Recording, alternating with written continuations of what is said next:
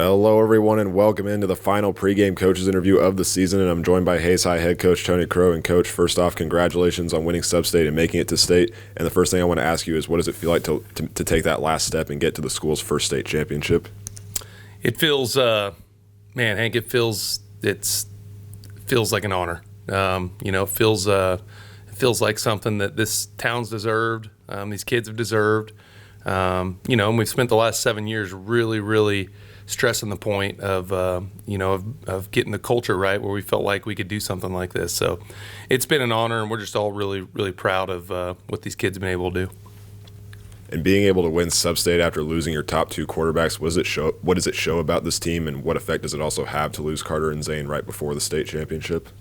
Yeah, it just shows the cohesiveness of this group, this team, and how they don't let anything shake them. They haven't all year.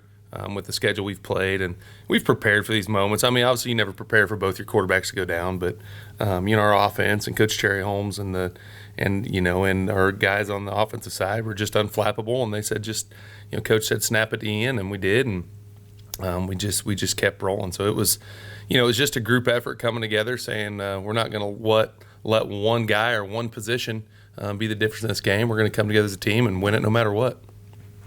What's the biggest takeaway for you as a coach after you guys played some very tough competition, not just in the regular season, but also here in the playoffs? Well, I mean, the teams we've been playing in the playoffs, probably weren't as good as the first couple teams. Two of the first three teams we played to start the season. And even the WAC schedule was really tough this year. So, I think Dustin at one point, I think he said our schedule right now is wins and losses like 98-34 or something like that. So, it's been a tough schedule, and it's really prepared us for this moment. And St. Thomas Aquinas is just like, those teams we played earlier in the season. So that's what we're hanging our hats on with our kids, is we've played these kind of teams before, and we're ready to go.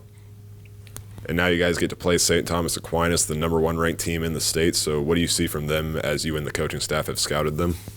Yeah, they're as good as advertised. They do everything well. They run the ball really well, obviously, with a very tough offense that Coach Dryland's been doing for many years, and has had a lot of success with it. And they play great defense, and they're just going to kind of grind you out, and that's how they win games. Their schedule, if anyone's schedule in the States has been as tougher than ours, it's probably theirs. That league they play in, the EKL, is as good a league as you'll find anywhere in the Midwest, and so they're prepared, they're ready. They're gonna be ready to go get another one, and we've seen a couple opponents early on that look like him, but it's been a while, so we're gonna have to be ready to go as well. Aquinas runs a flexbone offense, and you guys have been very successful against the flexbone as you guys held Andover and Hutchinson to season lows in rushing yards. So how do those two games prepare you for this one?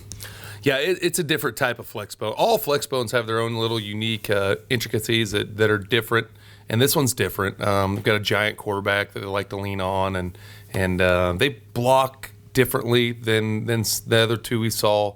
The receivers are a little bit more involved in different things, and so it's a different one. It's going to be tougher to stop.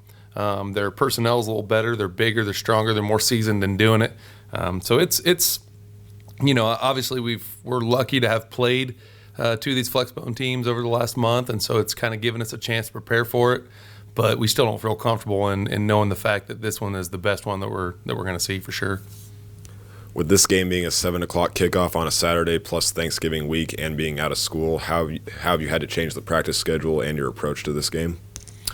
Well, it's new to us, and so we're learning. We're trying to figure out the best way to go through. The first time you do something like this, it's all a learning process, and so we're getting the kids up here like we did throughout the week, and we're practicing on Thanksgiving morning, and we're doing stuff on Friday, and so it's just a little different. We get an extra day of preparation, which is nice with the Thanksgiving day in there. It would have been tough, I think, if it was on a Friday, but we're excited about it. We're Coach Terry Holmes said this the other day, and none of us really thought about it, but we're the last game in the state to be played on Saturday night. We're the last high school football game in the state this year, state of Kansas. So kids are excited about it, and they're it's all kind of just leading up to what we think is going to be a great ending to the season. And we think we're going to be prepared. It's all new to us, and we're hoping our plan works. And again, we're in uncharted waters for us, so we're trying to make it up as we go. As you go up against a top team, not only in the state but also in the region, and also a coach like Randy Dryling, who tied the state record with his 9th championship last season, what would a win mean, not just for the team but for the school and the program? Yeah, I mean, it would, Hank, this is the best way to say it, that Hayes High hasn't won. Hayes High has only won one championship in team sports where you play a championship game in the history of Hayes High School, and that was during World War II. That was 1944. And some of the players on that team were, getting ready to get drafted to go fight in World War II, and I think one of their coaches got sent away. And I mean, just a crazy deal when you think about it like that. So, we're the sixth team in the history of the school to play in a championship game. And so, we already feel like we've, had a lot of success with what we've done, but we don't want it to be the end. We want to make sure we can put the cherry on top. And if we can win this thing, I mean, we feel like it's just going to be a special, special thing that it just doesn't happen in Western Kansas anymore. Big schools in Western Kansas don't go to state championships. They just don't in football. And so really in a lot of sports, most sports. And so it's a special thing for Hayes. That's why you're seeing everything we're putting out is all about Hayes. And this community ought to be proud of it. We're a town. We're not a city. We're not a suburb.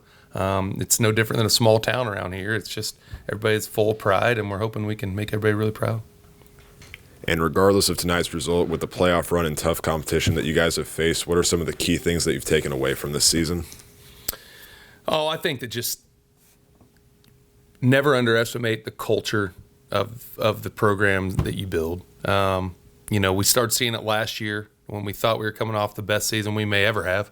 And we started seeing that kids just – all they saw was kids in front of them that worked hard and turned into winners. And, you don't know that's what that looks like until you see it, until you see what it looks like. And that's what's happened this year. Yeah, we've got great players. We've got really good players. But, arguably, I think people could probably take some of our rosters of the past and say maybe they were a little better.